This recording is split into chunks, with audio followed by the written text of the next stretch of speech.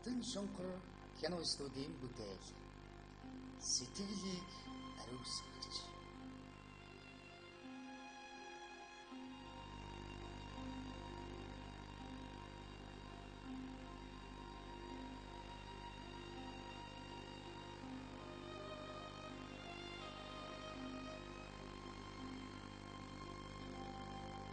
Монголын нийгмийн харилцаанд тодорхой өөрчлөлтүүд гарснаар урд өмнө хаагдмал байсан хөвгөний шашин шүлэг зэрэг олон зүйл ээлтгэл болж ирсэн.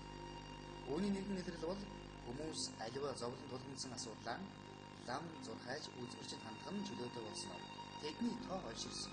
Энд нийгмийн бүхэл хүрээний хүмүүс хамрагдаж өөрсдийн зовлон бэрхшээл өмнө тулгарсан асуудлын цаашдын хөв заяаг үзүүлж хоол хүнсний нэгэн адилаар сэтгэлээ өдөөндөдгөх онц цасныг биелгэх болсон нь нэгэнт тодорхой болжээ.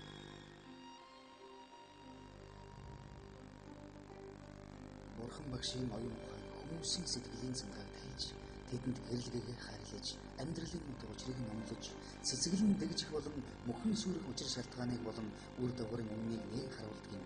Бурхан багшийн оюун ухааны дэмэрэл хүмүүс энэ хорвоог танин мэддэг. Энэ юуны учрыг гэвэл оюун ухааны гэрэлгээгээ хүн ямар их хэрэгтэйг ойлгуулахын тулд юм. Хүний өөрийн сэтгэл, амьдрал итгэл, оюун ухааны цэвэр ариун байдал шиг хэрэгтэй зүйл энэ орчинд их ховор. Би энэ итгэлийн ихэнх эрчим хүчийг өөрийн хийдэг зурхаан үздэг заслууд золиг гаргах болон бясалгал хийх аргаар хүмүүст нөхөж өгөхийг хичээдэг. Батожрын саран даваа.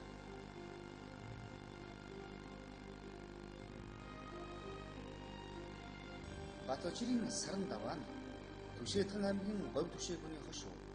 Одоогийн Дундгов аймгийн Хулцсны харьяат Наруу самбуу хэмээх эрдэмтэн өвгөн ламаар ном заалгаж явж байна. Энэ саран давааг сая хан одоонд 2004 онд шинэхэн активээс батлагдсан хамгаалалт цаавар зөвлөлийн бүрдүүн комиссын бүрдүүнээр Монгол улсын шинэхэн технологийн сургуулийн хамгаалалт зөвлөлтөөр илэрдэг мэдээллийг хамгаалсан. Энэ дээр бол саран даваагийн одоо сэдв бол сэтгэл заслын удирдлагын даргын тухай сэдвээр одоо доктор нэрийг хамгаалсан. Да энийг удирдлагаас хамгаалсан. Тэгээд хамгаалалтын бүрдүүнд бол философийн гуаны олон докторууд сэтгэл судлалын мэдэн гарамгай мэддэг. Боловсролын сургуулийн мэдэн ингээд нэгэн 10 гаруй бүрдүүнтэй хамгаалсан. Да энийг хамгаалсан. Ингээд саран давааны эдэн чадлаар яллын олон бүтээгдэхүүн нэмлээд ноён ухаан сэтгэлийн ухаанд нэлээд хорон нөөц маркетинг нэмлээд эдийн засгийн нэгэн дугаараар 100% хамгаалалт амжилттай хамгааллаа гэж зааж ирсэн шүү дээ. Ингээд саран даваагаа би бол яг нэг нутгийн онцлогтой дундгай юм. Би бол өмнөсөн дараа дундгай тэр арам хөөгс хаансанд орж байхад саран даваагаа өдөр ангийн дараа рууны хөөгсөн дээр хэрэгжил мэдсэн ба тэгээд саран даваа одоо тэр судлалын бясалгалын далайн бас нэгэн одоо өвчтэй тоонд багтдаг болсон байртай байна. Сэтгэл зүйн ухааны доктор, зурхайч, бясалгалагч, засалч, Шингис хааны дэлхийн академийн активч Батожрын саран даваа нь өөрийн сурсан эрдэм оюунаа бусдын өвчин шаналх, айл гэрийн аз жаргал хиймрэг зэрэг бадруулагч хийгээд Бурхан багшийн сургаал номыг гүн түгээн амлахыг хичээгч эгэл нэгүүлээ.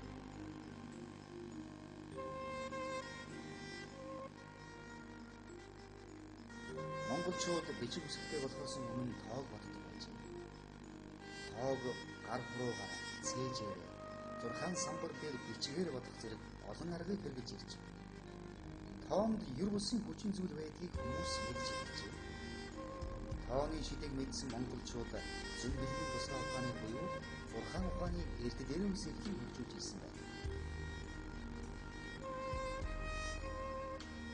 Энэтхэгийн нэгэн хаан зугааж явахдаа маш том ястан мэлхийг олж харж тэр ястан мэлхийний хоёрын дээр 3 барилсан 9 үл байдаг. 9 үлээ тал бүхийшин бодоход 15 гарч. Тэгээд нэгээс 9 хүртэлх тоочны зурхаан биш үү гэж бодсон. Иймгүй зурхаан ухаан анх үүссэн гэж ярьж байна. Тэгэхээр бид нар одоо ихээс зөрөгтэй бүгдээр ийм гэрлэн бүрхүүтэй төлөвлөж байна тайлбарч байна.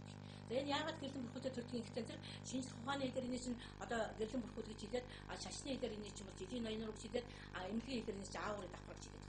Тэнийг бол одоо зоосоор үздэг юм байна, эрхээр үздэг юм байна, бүзрээр үздэг юм байна. Хүний төрсөн өдрийн төрөг, гарсны өдрийн гаригаар үзэж одоо ингэж хүний одоо жилийн ноёноор тодорхойлдог байна шүү дээ. Тэгэхээр 6 гэдэг чинь бол ерөөсөн тооны ухаан учраас хүний төрсөн өдөр одоо бүхэл юмнууд нь байдаг юм бол хүнд ерөөсөн бүх хүний юм бодтой гардаг гэдгийг би энэ дээр баталж байгаа юм. Жишээлбэл 1958 онд төрсэн нохойтой хүн болгон адилхан байдаг. 58 оны 1 сарын одоо 30 өдөр байгаа. Тэр нь аль нэгэн төрсөн хүний төөрөх хувьцаа яг өөр өөрөөр л бодогдно. Тэгэхээр тооны ухаан гэдэг чинь маш их одоо хөгжсөн 6 гэдэг чинь маш үнэн бодит юм байна гэдгийг би гэж хэлээд байгаа. За тэгээд дандаа машины хэвдрээд байдаг усуудын машиных нь нойр зохиог байдаг. Дандаа уцаа аваад байгаа усуудын усных нь нойр зохиог байдаг. Аггүй юм бол одоо хүн хүнд одоо иршээсэн одоо муу өдрүүд байдаг. Одоо тэр хүний энэ жил хаслын нүд нэгдсэн юм уу, нохой ам нэгдсэн юм уу, жилийн ноёнор муу байх юм уу? Эсвэл одоо тэр хүний одоо өвчнөх нүд нэгдсэн байх юм бол тухайн үедээ одоо гадны энер юу үүсэх учраас тэр хүнд одоо энэ жил ямар тоо сөрөг нөлөө үзүүлээд байгаа тэр одоо үйлчлэж эхэлдэг юм. Жишээлбэл миний хийж байгаа 11 настай, 22 настай, 32 настай, 33 настай, 44 настай, 55 настай, 66 настай усуудын хаслын өдрүүд нэгдэж эхэлдэг. Тэгэхээр ямар учиртай гэхдээ зэрэг хоёр ижил цэник хоорондоо түлхэлдэг. Жишээлбэл хоёр соронд хооронд ингээд нийлэх гэдэг нь нийлдэг. Түүнтэй адилхан хоёр тоо бас хоорондоо сөрөг нөлөө үзүүлээд байдаг.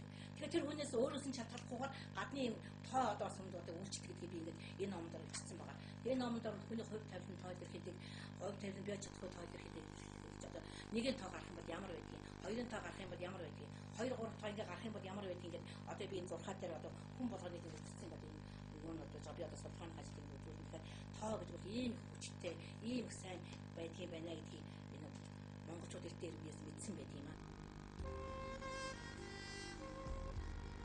Саран даваа багш. Хүний алганы ихээ судлах ажиллаа 1989 оноос эхлэн 17 жил хийж байна. Тэгэхдээ хүн амын бүхэл давхар хүний өнгөрсөн одоо ирээдүйн баяр баясгалан жаргал зэнгэл авьяас чадвар эрх тушаал эрдэм боловсрол өвчин зовлон бүхэл хавцал зэргийн үнэн зөв дүрмийг судалгаа хийх юм байна. Үүснээс одоо хүний шинжих ёс одоо 6 ёс ихтэй хамт одоо энэ хамт гарчсан байхгүй юу одоо гараа алхах нэг. Тэгэхээр яг хүүхдэн зөв хүний одоо амьдралын ирээдүй одоо бүх юм бол одоо эрэгтэй хүний бол одоо зөв баруун гарыг үздэг, эмэгтэй хүний зүүн гарыг үздэг. Эрэгтэй хүний баруун гардаар нь одоо болж байгаа юм өнгөрсөн юм гардаг. Эрэгтэй хүний зүүн гардаар нь ирээдүйн амьдрал нь гардаг. Эмэгтэй хүний зүүн гардаар нь одоо болж байгаа юм өнгөрсөн амьдрал нь гардаг. Баруун гардаар нь ирээдүйн амьдрал гардаг. Тэгээд одоо энэ хүн бол одоо янз янзын юмд орчих бай, аваар усд орчих бай гэх юм бол одоо гарын алгыг үзээд 6 гар үзээд энэ хүнээс бол сэргийлэх юм. Хүн төрлөختөн өөрийн оюун ухааны дотоод чадамжийг хөгжүүлснээр зөвхөн өндөр мэдлэг эзэмших төдийгүй бас оюун ухаанаа хөгжүүлснээр хүн өөрийгөө төвлөрүүлж чадах ёстой. Бяцлаглалын доод шат нь өөртөө амирлан үг олж нүглээс амжирах явдал мөн бол дээд шат нь хүний оюун сэтгцийн нөөц хэсгийг ажиллагаанд оруулж эд чидийн гэмээр гайхамшигт хүч чадварыг эзэмших явдал. Бяцлал гэдэг чинь бол ерөөсөө амьсгалын бяцлал одоо ширийн бяцлал гэж байж байгаа. Тэр яг үхээр амьсгалаа зөв зохицуулах юм бол хүн өвчнөөс ангижрна гэж бодож байдаг юм байна. Оюун санааны бяцлал гэж байж байгаа юм байна. Ям бяцлал гэж байж байгаа юм. Тэр нь яг үхээр оюун санаагаа сайхан төлөвлөж чадах юм бол бид нар одоо муу мухай хорон санаа бүх муу мухай болоосоо ангижрна гэж бодож байдаг юм байна. Ажил үтэх заслал бяцлал гэж байдаг юм бол гэж бодох юм бол бид нар бас оюун санаагаа нэг л юмдаа төлөвлөж